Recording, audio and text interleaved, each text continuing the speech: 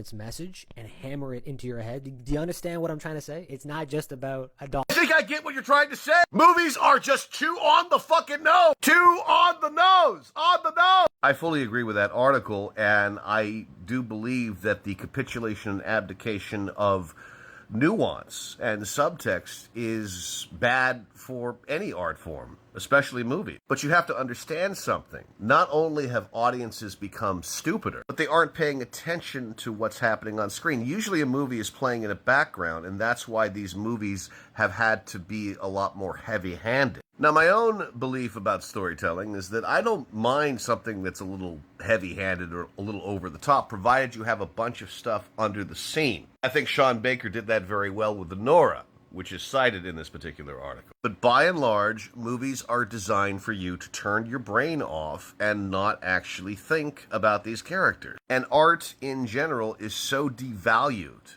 in our age of streaming and incessant options that there's just no respect for the artist anymore. And the artist, wanting to survive, eventually has to direct some stupid MCU movie, or if he is doing a personal story, it's a lot more on the nose. Now, those of us who will always prop up thoughtful art or weird art, we'll still do that, but we're not the mainstream. We are not the majority of moviegoers, sad to say. I will say that for my audio drama projects, one of the reasons I've been able to get new, exciting actors is because, well, all around, writing has just gone down and moved more towards this literalism. I haven't dumbed my shit down at all. So as such, now, when I have an actor who I haven't worked with before, they are absolutely grateful to me for giving them a juicy role with lots to chew on. See, I tend to write three-dimensional characters or highly stylized characters, but there's a lot to chew on. It's not necessarily literal. I save the so-called literalism for the actual